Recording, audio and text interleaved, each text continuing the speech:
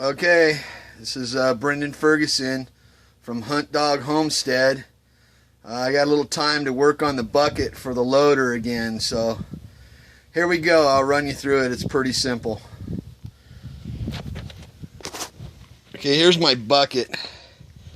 I'm making hinging tabs out of 1.25 inch by 1/4 flat bar strap iron, some people call it.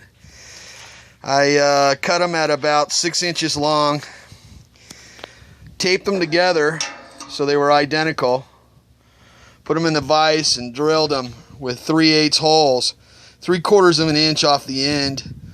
And as you can see, my ink lines, that gives me about 1.5 inches for a pivoting surface. My welding experience tells me that when you're welding, you don't want to run a long bead along something because the metal will distort towards the heat. So you want to do something called close tacking, and you want to tack it. You can tack it closer together, farther apart, but you need to do close tacks before you run a straight bead. And when you do run a straight bead, you want to do a little bit at a time, and then you want to alternate. Like you would start your bead here, run for a while, alternate to this side, start and run for a while to keep the metal from distorting into a position where you can't use it. Alright, I'm going to turn it over and start on the next side. Okay, here we go, the other side. Here's my hinge, my ink line, which I'm going to line up right on the edge of the metal, like so. See my ink line? Looks like it's off a little bit. There you go. Now, I'll begin to tack it once I've got it in place.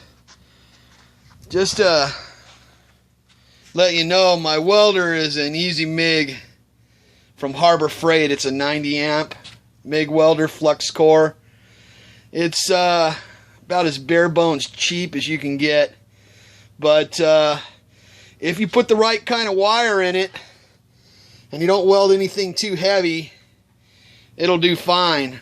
It's really good for tack ups. Another trick that my son told me is I remove this cover right here, shielding gas cover. It's more for keeping gas around the end of your torch than it is for protection to the torch itself. Then what I do is I just use the tip like that, and as you can see, I've got a brass barbecue brush that I keep the end of the torch polished off with from boogers and splatter and stuff like that. Alright, I'm going to go ahead and start welding, and then I'll show you when I'm done.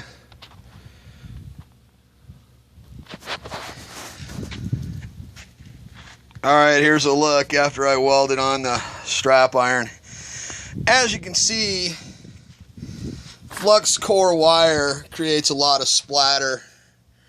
There's a lot of little beads in there and stuff, but that's what a close tack should look like. This is only a fit up. I'm going to go and finish my welding with a TIG unit, and I'm going to bring on a better welder than I am because I'm going to treat this thing pretty rough and I don't want it to break. So I'll clean it up, give you a quick picture, and then I'm going to close up for today. Alright, she's all cleaned up. That's what my fit up looks like after it's close tacked and ready.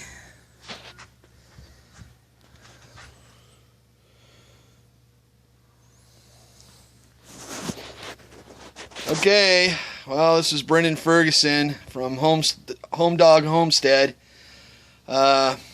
Hey, if you like it, subscribe. If you don't, make one better. That's what I always say. Anyway, from Hunt Dog Homestead. Have a nice day.